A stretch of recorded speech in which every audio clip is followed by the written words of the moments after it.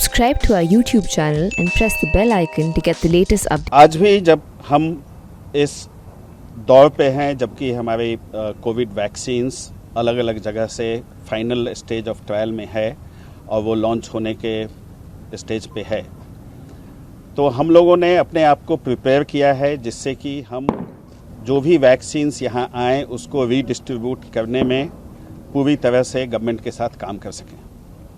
इसके लिए जस्ट मैं आप लोगों के साथ ये शेयर करना चाहूँगा कि हमारे पास क्या क्या फैसिलिटीज़ हैं। आप लोगों ने देखा होगा हमारे पास 2 कार्गो टर्मिनल हैं।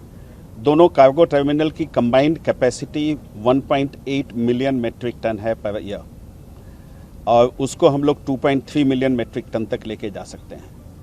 ये दोनों कार्गो टर्मिनल के अंदर में हमारा कूल चैम्बर का फैसिलिटी है जिसमें कि डिफरेंट टेम्परेचर्स पे हम कार्गो स्टोर कर सकते हैं।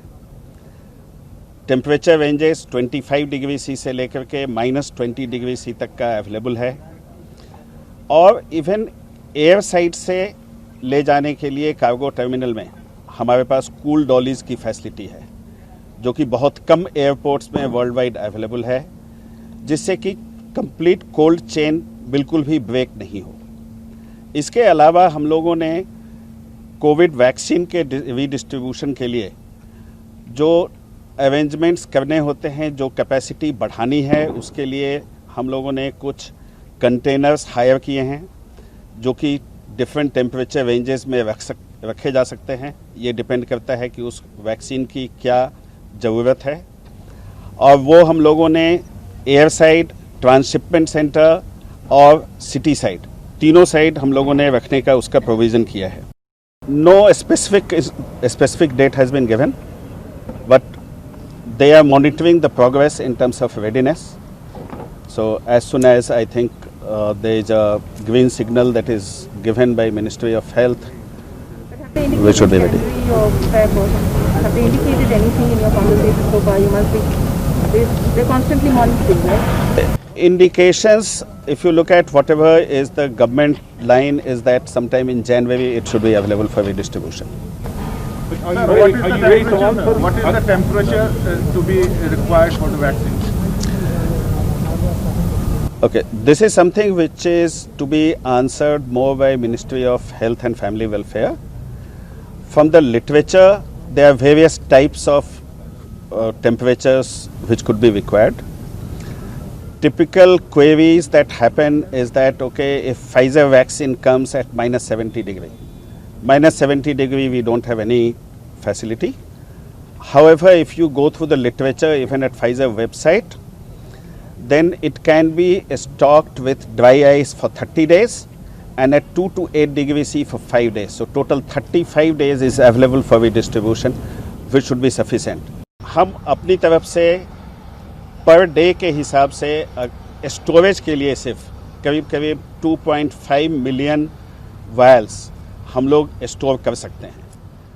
और जिस हिसाब से हमने यहाँ ट्रायल लिया था, तो ट्रायल लेने में हमारा 40 मिनट्स का टर्न अराउंड टाइम था। तो अगर वो 40 मिनट में हम टर्न अराउंड नहीं भी करते हैं, अगर मान लीजिए कि 7 से 8 घंटे भी लगते हैं, क्योंकि पूरे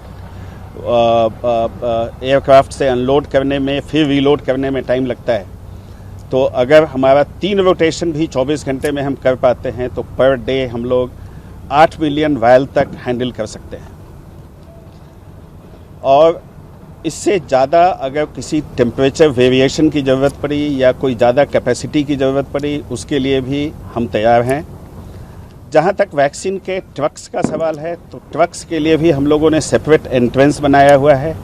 एक ट्रक मैनेजमेंट सिस्टम है जिस पे कि वो प्री बुक कर सकते हैं अपना स्लॉट, जिससे कि ट्रक्स को वेट नहीं करना पड़े, क्योंकि वो बहुत इम्पॉर्टेंट है। अगर आपके पास फास्ट रोटेशन करना है और आपको फास्ट कोविड वैक्सीन आपको आउट करना है एक बार जब आप रिसीव कर लें, तो वो बहुत ही इम्पॉर्टेंट चीज़ है। तो हमारे पास उसकी भी फैसिलिटी है जिसमें कि ऑनलाइन ट्रक बुकिंग कर सकते हैं और उसके बाद वहाँ से वो डायरेक्ट डिस्पैच हो सकता है।